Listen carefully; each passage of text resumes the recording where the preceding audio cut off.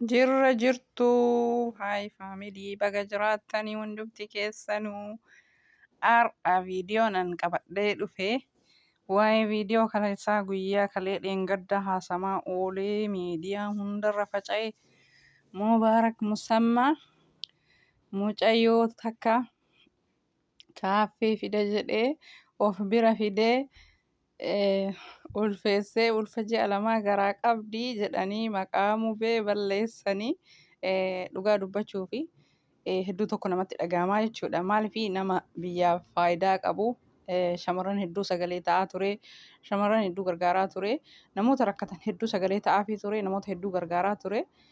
Maaliif namni kun faayidaa guddaa qaba jechuudha. Yeroo hundaa hin dubbadha. Faayidaa guddaa nama hedduuf qaba jechuudha.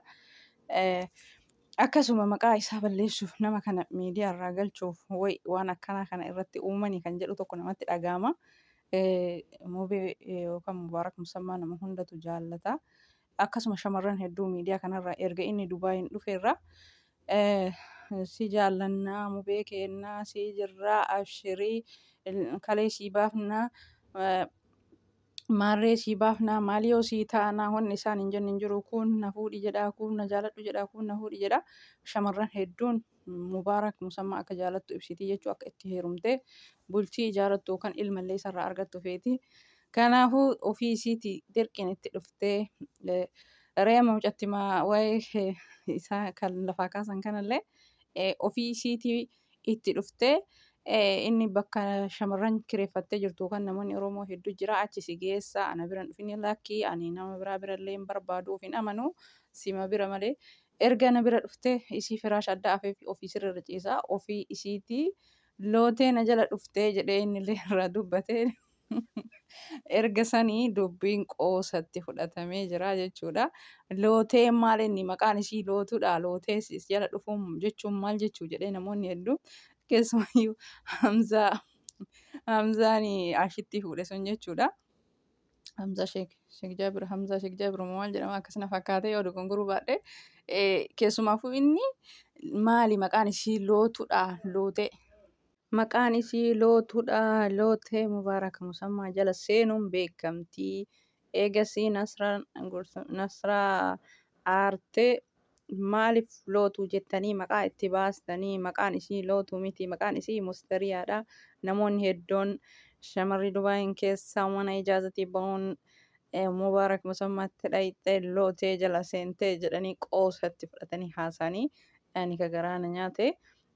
Mubaarak Musammaa kabajamaa namni marti jaallatu kan nama fi sagalee ta'u akkamitti xiqqeessanii miidiyaa irratti sadarkaa kana gahu maqaan hin taane yoo miidiyaa kanarratti namatti moggaafame abadan namarraa nafu idimeelikkii ka beekallee wallaalalleen suuraa namaa ol garagalchee irra haasaa maqaan nama takka badeennaan hin toluu jechuudha.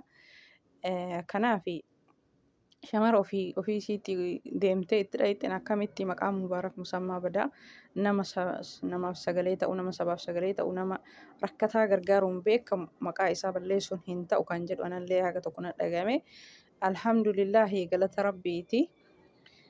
Baga rabbiin dhugaa hin godhinii jechuudha. Baga rabbiin dhugaa hin godhinii maaliif miidiyaa kanarratti nama kanu maqaan isaa takka bade taanani maqaan isaa hin tolu abadan maqaan isaa hin tolu maqaan isaa hin tolu jechuudha. Maqaa isaa osoo Assalaamu alaikum warahmatullaahi wabarakaatu. Kabajamtoota fi daawwattoota hordoftoota faamilii kiyyaa salamtaa isin gaafachuu hin daganne baga jiraattanii hundumti keessanuu kan amantaa birallee ashama harka fuune hundumti keessanuu baga jiraattanii obboleeyyan kiyyaa kan jalqabarraa hanga ammaan hordoftanii maatiin haasatanii laayikii gootanii koomantii barreessitanii haamilee naaf taatan hedduu tokko galatoomaa kan haarawaa dhuftanillee ani haa dhufu baga nagaan dhuftan gama yuutuub chaayinaala kiyya ahlan sahlan marhaban fiikum isiniin jedhee jira hundumti keessanuu xiqqaa guddaa amantii kutaa gandaa biyya keessa biyya alaa osoo hin jenne hunduma keessanuu naaf jiraadha naaf galatoomaa isiniin jedha viidiyoon kiyya kan isin tolu ta'e laayikii sheerii subskraayib gochuun koomentii yaada keessan barreessaa kan haarawaa dhuftanii jechuudha. Kan duraanillee laayikii sheerii godhaa koomentii yaada keessan barreessaa. Isiniin jedhaa gamanumaan gama viidiyoo dhufeetitti dabraa akkuma beekamu viidiyoon ani jalqabumarraa akka dubbadhetti waa'ee Mubaarak Musammaa guyyaa dheengaddaa guyyaa kaleessaa miidiyaa kanarra faca'ee Dubaayin keessatti dubarri Mubaarak Musammaa bira dhaquun Mubaarak Musammaa ulfeessee ulfa ji'a lamaa garaa qabdi jedhamee miidiyaa kanarra faca'ee mubee namni marti isaatu ni jaallata. Kanaafuu alhamdulillahi galata rabbii baguma maqaan isaa hin badini baguma maqaan Mubaarak Musammaa hin badini alhamdulillah dubbiin piraankii ta'ee jira alhamdulillah warroonni Mubaarak Musammaa jaallattan baga gammaddanii maqaan namaa baduun abbaa beekutu maqaa ofii eeggataa jechuudha. Maqaan namaa baduu mannaa mataan namaa baduu wayyaa jedhi mammaaksa Oromoo mammaakee. Kanaafuu maqaan nama badee jennaan abbaa beekutu eeggata tokko tokko hajaan qabu jechuudha waan hin taane maqaan kiyya badee akkamitti nama keessa deemaa anatti hoo maaltu dhaga'amaa jedhee namtu tokko immoo haajaa hin godhu maqaan isaa badee baduu baate maaliif ittiin dhagamu jechuudha. Kanaafuu namni beekamaan namni hundi jaalatu maqaan isaa baduu hin qabu baga dhugaan ta'ini baga piraankii ta'e dhugaa seenee akkamitti Mubaarak Musammaa kan namaaf sagalee ta'u kan miskiina gargaaru kan rakkataa gargaaru akkamitti maqaa isaa balleessiti dubartiin ofii giddiin bira dhayxee akkamiin maqaa isaa balleessiti Mubaarak Musammaa nama kabajamaadha maqaan isaa baduu hin qabu jenneen nullee hedduu yaada keessa galee jechuudha alhamdulillahi maqaan isaa baga hin badini baguma piraankii ta'e baguma dhugaa hin ta'ini jechuudha gama kiyya. Hedduu tokko waan namatti toludha. Nasraa ganama kana dubbattee jirti viidiyoo isii irratti jechuudha.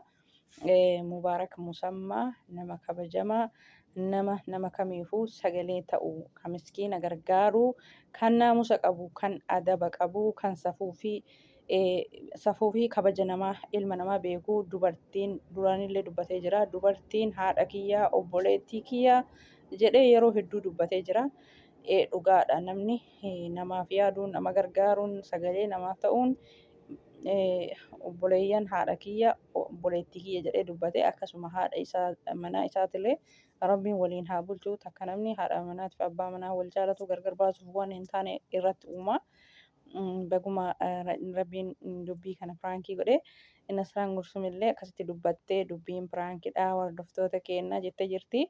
Alhamdulillahi kabajantuu namaan mala malee xiqqeenni namaan hin malu maqaa namaa xureessuu miti maqaa namaa waan gaarii waamutu namaan mala baga rabbiin piraankii taasise akkasuma Nasraa Gursumillee dubbattee jirti dubartiin wayituu hin jiru kan inni waa irratti dalagee dubartiin ulfooftellee hin jiru nuti piraankii hojjenne malee Mubaarak Musammaa nama gaariidha nama waan akkanaa kana dalaguu miti haati manaa isallee nama kabajamtuu nama gaarii. Jettee irraa dubbattee jirti jechuudha. Dhugaadha nama gaariidha. Mubaarak Musammaa akkasuma nama gaariidha. Baga rabbiin ammallee kabajaa fi bakka inni jirutti isaa eegu maqaa gaariin isa waamu malee maqaa hin taaneen maqaa isa xureessuu miidiyaarra maqaa isa hin taane maaliif namni nama rakkataa gargaaru nama namaaf sagalee ta'u kana baay'ee hin barbaadu hin jaalatu jechuudha. Kan callisee nama laalu malee. Kanaaf rabbiin ammallee maqaan isaa haa tolu ammallee maqaan isaa haa tolu miidiyaa kanarratti ammallee akkuma duraanii namaaf sagalee ta'uu nama gargaaru kanaaf nama namaaf faayidaa qabu nama biyyaaf faayidaa qabu maqaa hin taane itti moggaasuun isaan hin malu ammallee maqaan isaa haa tolu jenna maqaa isaa kan balleessu isarra rabbi haa qabu dubartii dhibbatu si jaaladha miidiyaarraa baay'ise yoo piraankiin waan nama hin goone hin qabu. Baga milkooftanii jenna piraankii hojjechuu keessanii fi baga milkooftanii Nasraanii maaltu si galche as keessa maaltu si galche lootuu maali kan lootuu maqaa itti moggaafte namaadha maqaa qabdi mustariyaadha maqaa qabdi maaliif lootuu itti moggaastettee Nasralleen facaatee lolte jechuudha. Piraankii ajaa'ibaa nu godhanii jiranii jechuudha. Alhamdulillah baguma viidiyoo sanillee irraa hin dubbatini. Viidiyoo isaanii irraa dubbatan gadhiise malee baguma irraa hin dubbatini jechuudha.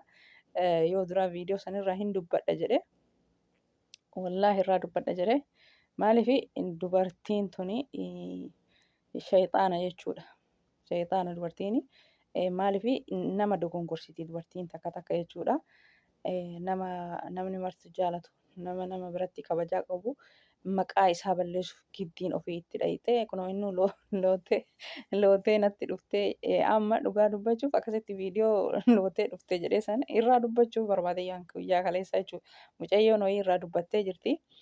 Waan tokko aslanumaayyuu anis ta'ee namoonni yuutubaraa kamiyyuu ta'eyyuu hundi isaatuu namoonni yuutubara ta'e kan tiiktookii fayyadamullee kan feesbuukii fayyadamullee kan yuutuubii dalagullee anis isinis jechuu barbaadetti akka yaada kiyyaatitti jechuu isin fedha keessanii namoota viidiyoo hojjetu kana viidiyoo isaa san caqasanii eeganii obsaan viidiyoon sun dhugaadha moo kijiba moo piraankiidha moo viidiyoon sun akkamii addaan baafatanii dura obsanii eeggatanii osoo irraa dubbatanii baay'ee tokko bareeda.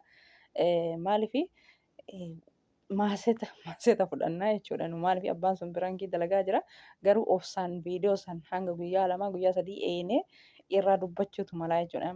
Amma kaleessa irraa dubbadhe jedhee yaani maaliif mucayyoon wayii waa baay'ee dubbatte tiiktookii kanarratti jechuudha. Waa baay'ee dubbatte dhalaan Harargee fi dhalaan Arsii shayxaana kan biyya keessatti baratte biyya namallee dhufte kan maqaa dhiirotii yookaan maqaa uummata biyya keenyaa balleessaa jirti ka biyya barattee jettee jirti.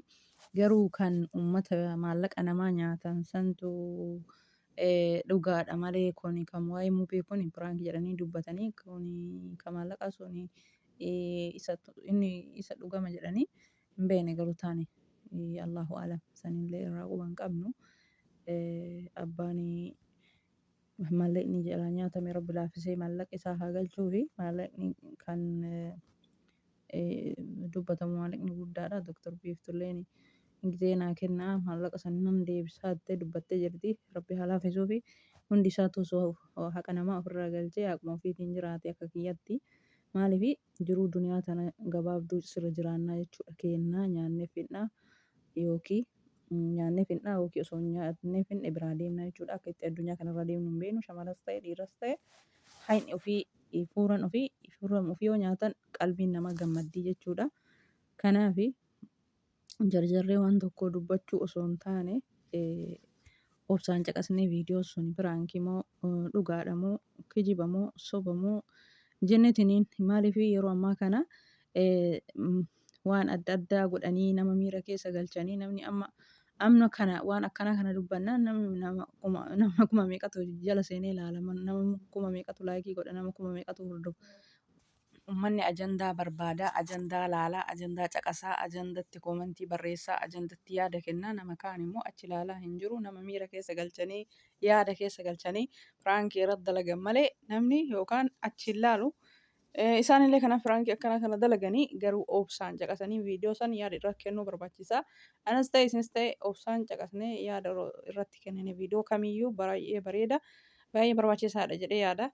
Kanaaf faamilii kiyya viidiyoon waa'ee Mubaarak Musammaa guyyaa dheengaddaa guyyaa kaleessaa maqaan isaa miidiyaa kanarra bade mucayyoon olillee hin baane Dr. Biiftuu suuraa mucayyoo dhabanii jennaan suuraa Dr. Biiftuu fi suuraa Mubaarak Musammaa wal dhungachiisanii yookaan wal bira dhaabachiisanii walirratti edit godhanii zamana kana wanti nama hin goone hin jiru editiin bilbilaa kun jechuudha. Kijibaan dhugaa jedha. Dhugaan kijiba jedha faalladha jechuudha edit irratti godhanii. Bakka ani wallaahi waa'ee miidiyaa kun baay'ee tokko nama sodaachisaa jechuudha. Erga gisee Ustaaz Ibsaa Nasraan Samoonaa Ustaaz Ibsaa jaaladhee Ustaaz Ibsaatti heerumuu barbaada jette san fidanii Ustaaz Ibsaa fi wallaahi nama kolfisiisa. Fidanii Ustaaz Ibsaa fi Nasraa Gursumee tana wal bira fidanii wal dhungachiisanii. Egaa Ustaazaa fi Nasraa sana wal bira fidanii wal dhungachiisanii Ustaaz Ibsaa fi Nasraa Gursumee wal dhungachiisanii wallaahi wanni miidiyaa kanaa nama sodaachisaa nama ajaa'iballee jechuudha. Isii biyya kam jirtu isaanii biyya Itoophiyaa jiru viidiyoo walirratti edit godhanii akka nama wal bira jiru wal dhungachiisanii jechuudha. Kana fakkaata wanni waa'ee miidiyaa nama gaarrama. Mubaarak akkamii wal dhungachiisanii editiin akkana hin jira jedha Mubaarak Musammaa editiin akkana hojjaa dhufee bubbulee jira. Nama fagoo jiru akka wal bira jiru wal bira fidanii wal dhungachiisanii akkasii faamilii kiyya hordoftoota viidiyoon kiyya kana fakkaata baay'ee baay'ee.